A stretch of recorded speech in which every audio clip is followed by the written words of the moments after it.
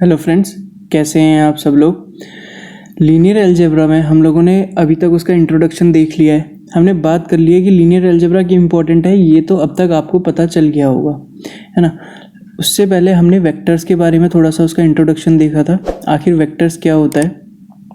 तो आज हम लोग बात करेंगे वेक्टर्स के बारे में और मैट्रिक्स के बारे में। आखिर वेक्टर्स क्या होते हैं और हमारी मैट्रिक्स क्या होती है, इन दोनों में डिफरेंस क्या है और कैसे हम इसको मशीन लर्निंग में यूज़ करते हैं, क्या इनका मेजर रोल है हमारा। ठीक है, इसी में हम लोग आगे बढ़ेंगे। तो मेरा नाम गौरव है। आज हम बात करते हैं वेक्टर्स और मैट्रिक्स की। तो स्टार्ट करते हैं हम वेक्टर्स से, है ना। वेक्टर्स हमारे क्या होते हैं। वेक्टर हमारी वो सारी चीज़ें होती हैं जो जिसमें हमारा डायरेक्शन होता है और मैग्नीट्यूड होता है। जैसे कि अगर मैं आपको एग्जांपल दूं, a car is moving with particular speed in particular direction. इसका मतलब मैंने स्पेसिफाई कर दिया है कि वो किसी डायरेक्शन की तरफ जा रही है और उसकी स्पीड कुछ है ना। उसकी स्पीड मैंने डिफ़ाइन कर दी है और उसकी डायरेक्शन मैंने डिफ़ाइन कर दी है। सपोज़ वो साउथ की तरफ जा रही है और 40 किलोमीटर पर आवर की स्पीड से जा रही है। मैग्नीट्यूड कुछ भी हो सकता है, मैग्नीट्यूड उसकी स्पीड हो सकती है, हाइट हो सकता है, कुछ भी हो सकता है। मैग्नीट्यूड हमारा कुछ भी हो सकता है, ठीक है। हाइट, वेट या फिर किसी का अगर मैं कहूँ स्पीड हो सकती है हमारी गाड़ी की, अगर हम बात कर रहे हैं तो ये सारी चीज़ें, जिस भी चीज़ के हमारी दो फैक्टर सेटिस्फाई करेंगे, डायरेक्शन और मैग्नीट्यूड, ये दो जिस भी चीज़ में हमारा सेटिस्फाई होगा वो हमारा वेक्टर्स हो जाएगा, ठीक है। वो हमारा वेक्टर्स कहलाएगा। स्केलर में क्या होता है, स्केलर में सिर्फ हमारा मैग्नीट्यूड होता है, स्केलर में हमारा डायरेक्शन नहीं होता है। जब हमने लीनियर अलजेब्रा की स्टार्टिंग करी थी तो हमने बात करा था स्केलर्स के बारे में और वेक्टर्स के बारे में। तो स्केलर्स की हमें ज़रूरत नहीं है, वेक्टर्स और मैट्रिक्स हमारे लिए इंपॉर्टेंट है, तो हम उस पर ज़्यादा फोकस करेंगे, ठीक है। तो वेक्टर्स होते हैं हमारे दो तरीके के। पहला होता है हमारा रो वेक्टर्स, दूसरा होता है हमारा कॉलम वेक्टर्स। अब नाम से पता चल रहा है रो वेक्टर यानी हमारा कुछ रो से रिलेटेड है, अगर कॉलम वेक्टर्स यानी हमारा कॉलम से रिलेटेड है ना। तो यहाँ पर देखिए, यहाँ पर हमारा एक एग्जाम्पल है। अगर मैं इसको डिफाइन करूँ, a इज इक्वल टू या फिर कोई भी हमारा वेरिएबल है, a इज इक्वल टू, ये हमारे हो गए वेक्टर्स, ये हमारे कुछ नंबर्स हैं। अब अगर मैं आपको यहाँ पर हमने बात करी थी कैसे इसको हम कार्टेशियन प्लेन में ड्रॉ करते हैं। अब सपोज़ मैं एक सेकेंड, हाँ ये रहा, एक सेकेंड, हाँ जी। अब जैसे सपोज़ मेरा कोई एक्स, ये मेरा एक्स प्लेन है। अभी हम 2 डायरेक्शन की बात कर रहे हैं, 3 डायमेंशन हमारे पास पॉसिबल नहीं है आपको शो करना, तो 2 डायमेंशन में बताता हूँ। सपोज़ एक कार है, वो एक्स एक्सिस चल रही है कुछ पर्टिकुलर स्पीड से, है ना। वो एक्स की डायरेक्शन में बढ़ी किसी पर्टिकुलर स्पीड से, ये हमारी एक्स की डायरेक्शन है और ये वाई हमारा हम स्पीड ले लेते हैं ना। तो वो एक्स की डायरेक्शन में बढ़ रही है किसी पर्टिकुलर स्पीड से और वो सपोज़ यहाँ जाके रुक गई। ये जो पॉइंट हो जाएगा, ये पॉइंट हमें चाहिए, तो ये हमारा एक वेक्टर हो जाएगा। ये हमारा सपोज़ मैं x1 ले लेता हूँ, इसको, ये पॉइंट हो जाएगा हमारा x1 और इसको मैं पॉइंट को ले लेता हूँ जहाँ पर ये यहाँ पर स्टेबल हुई है, ये पॉइंट हो गया हमारा y1। तो ये हमारा वेक्टर हो गया, है ना। कुछ इस तरीके से हम इसको डिफाइन करते हैं, कुछ इस तरीके से हम इसको शो करते हैं।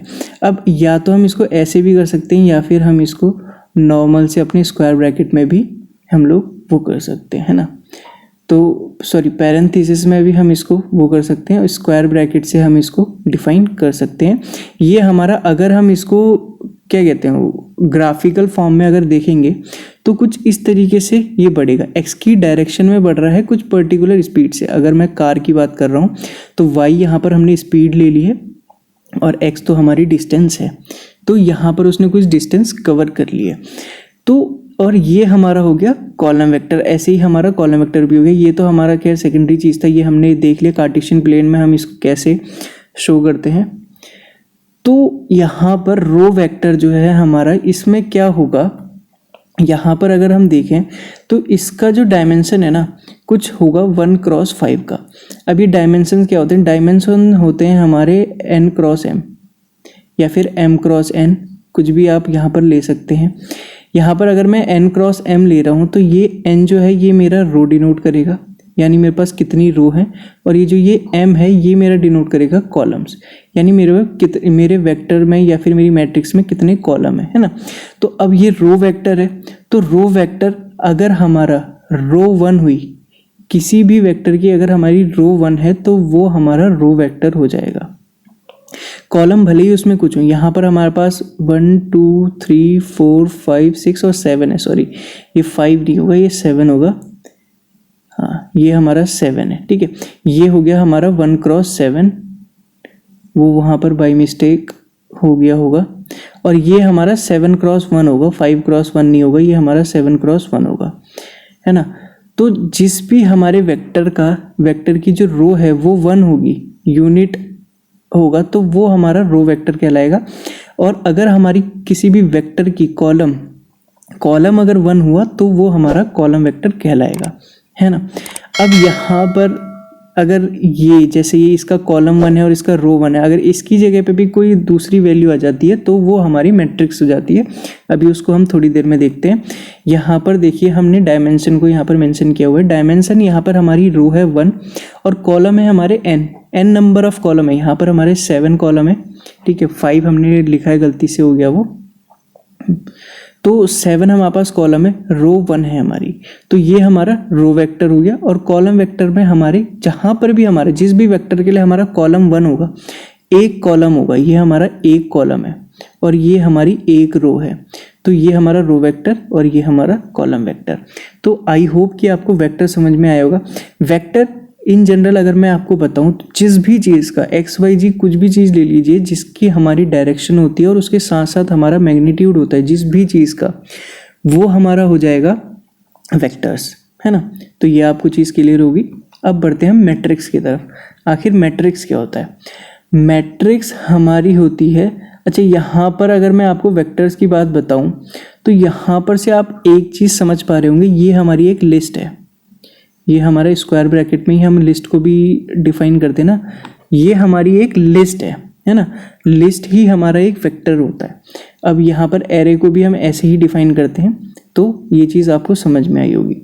तो मैट्रिक्स में हमारे पास नंबर ऑफ रोज होते हैं और साथ के साथ नंबर ऑफ कॉलम होते हैं, ठीक है। यहाँ पर m क्रॉस n या फिर n क्रॉस m, यहाँ पर आप कुछ भी ले सकते हैं, ये मैं अपने कन्वीनियंट के हिसाब से बता रहा हूँ। n क्रॉस m, n यानी हमारा रो, नंबर ऑफ रो, m यानी हमारा नंबर ऑफ कॉलम। अब इस केस में हमारे पास 3 रो हैं, ये पहली रो हो गई हमारी, ये दूसरी रो हो गई हमारी, ये हमारी होगी तीसरी रो, और हमारे पास कॉलम है 5, 1 column, 2 second column, 3rd column, 4th column and 5th column. तो ये हो गया हमारा 3 क्रॉस 5 की मैट्रिक्स, है ना। मैट्रिक्स हमारी होती है, अगर हम यहाँ पर देखें तो मैट्रिक्स होती है, a matrix is a list of list, यानी हमारे पास इसमें नंबर ऑफ लिस्ट है ना, नंबर ऑफ लिस्ट है। ये हमारी एक पहली लिस्ट हो गई, ये हमारी एक दूसरी लिस्ट हो गई, ये हमारी एक तीसरी लिस्ट हो गई। अगर मैं ये बड़ा वाला स्क्वायर ब्रैकेट हटा दूं और इन सब के आगे एक छोटा छोटा स्क्वायर ब्रैकेट लगा दूं, तो ये हमारी एक लिस्ट हो गई, ये हमारी एक लिस्ट हो गई, और ये आखिरी वाली हमारी एक लिस्ट हो गई। तो वेक्टर मैट्रिक्स जो है हमारी लिस्ट ऑफ लिस्ट होती है, इसमें हमारे पास नंबर ऑफ लिस्ट है। तो अब यहाँ पर हमारा क्या है, 3 क्रॉस 5, 3 क्रॉस 5 की हमारी मैट्रिक्स है, यानी इसकी डायमेंशन है हमारे 3 और 5, यानी रो है हमारी 3 रो हैं और कॉलम है हमारे 5। अच्छा, अब यहाँ पर मैं बहुत छोटी छोटी चीज़ें बता रहा हूँ आपको कि मैट्रिक्स, वेक्टर। अब आप कहेंगे डिटेल में क्यों नहीं बता रहे? अब यहाँ पर अगर मैं आपको डिटेल में बताऊँगा तो जो हमारी साइकिट लर्न की लाइब्रेरीज़ हैं, जो हमारी नमपाई हैं, तो वो उनका क्या फ़ायदा, है ना। डिटेल में हमें बिल्कुल इन डेप्थ नहीं घुसना है, क्योंकि हमारे पास ऑलरेडी इतनी सारी चीज़ें हैं, हमारे को एल्गोरिदम्स पढ़नी है ना, हमें प्रोग्रामिंग में भी ध्यान देना है। तो इन डेप्थ यानी हमें PhD नहीं करनी है इसमें, है ना। लीनियर अलजेब्रा में हमें PhD नहीं करनी है, हमें जस्ट बेसिक्स पता होनी चाहिए। मैट्रिक्स क्या होती है, वेक्टर्स क्या होते हैं, मैट्रिक्स का ट्रांसपोज कैसे निकालते हैं, ट्रांसपोज होता क्या है, इसका डॉट प्रोडक्ट कैसे निकालते हैं, डॉट प्रोडक्ट क्या होता है, मैट्रिक्स मल्टीप्लिकेशन क्या होती है। तो ये सारी चीज़ें हमें ओवरव्यू पता होना चाहिए, बेसिक्स पता होना चाहिए। अब ये कैसे आया, क्यों आया, ये चीज़ें हमें नहीं पता होनी चाहिए। अच्छा, मैट्रिक्स में ये सब चले छोड़ देते हैं। मैट्रिक्स से हमें मैट्रिक्स में हमें और क्या पता होना चाहिए, है ना। मैट्रिक्स में हमें पता होना चाहिए कि अगर सपोज मेरे को ये वाला अगर मेरे को वेरिएबल चाहिए या फिर ये वाली टर्म मेरे को चाहिए, यहाँ पर कौन सी वैल्यू है, इस पोजीशन पे कौन सी वैल्यू है, अगर मेरे को फाइंड करनी है तो मैं कैसे करूँगा। तो वो चीज़ मेरे को पता होनी चाहिए। यही वेक्टर के फॉर्म में भी होता है और यही मैट्रिक्स में भी होता है। मेरे को इतना पता होना चाहिए कि अगर मेरे को किसी पर्टिकुलर लोकेशन पे कोई वैल्यू है, ठीक है, कोई वैल्यू स्टोर्ड है किसी पर्टिकुलर लोकेशन पे, तो उसको मैं कैसे एक्सेस करूँगा, ये मेरे को पता होना चाहिए। तो उसके लिए मैं क्या करता हूँ, यहाँ पर अपनी मैट्रिक्स को एक वेरिएबल दे देता हूँ, इनिशियलाइज करवा देता हूँ एक वेरिएबल, है ना। तो ये मेरे ए वेरिएबल की ये मेरी मैट्रिक्स है। तो यहाँ पर ये जो पहला टर्म हो जाएगा ये हो जाएगा मेरा A11। मैं यहाँ पर एक बार लिख देता हूँ कि कैसे होगा।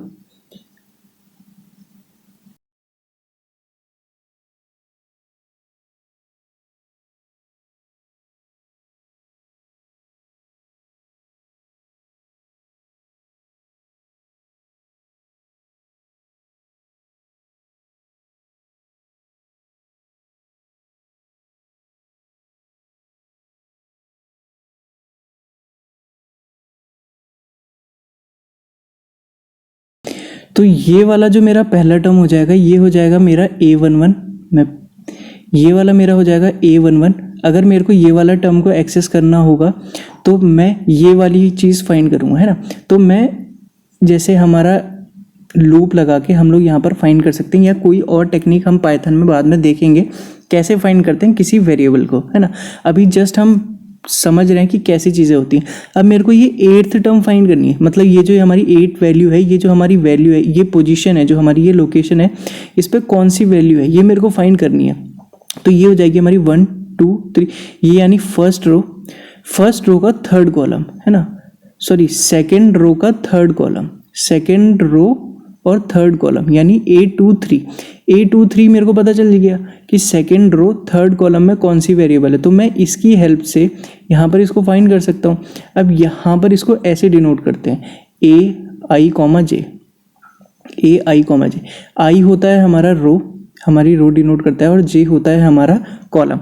अब जैसे हम लोग लूप चलाते थे, लूप में हम 2 लूप चलाते हैं। अगर किसी भी चीज़ को किसी पर्टिकुलर लोकेशन पे हम लोगों को फाइंड करना होता है, हम तो लूप चलाते हैं कि पहली रो, मतलब हमारे पास नंबर ऑफ रोज होती हैं, उस रो में कौन सी, मतलब रो में हमें जाना है और उस रो का कौन सा कॉलम हमें एक्सेस करना है ना। तो हम इसको प्रोग्राम के फॉर्म में भी एक बार चेक कर लेंगे कि हम लोग इसको कैसे एक्सेस करेंगे। अगर हमें कोई भी पर्टिकुलर XYZ, अगर हमें लोकेशन पे किसी भी मैट्रिक्स में अगर हमें वैल्यू फाइंड करनी है तो हम कैसे करेंगे।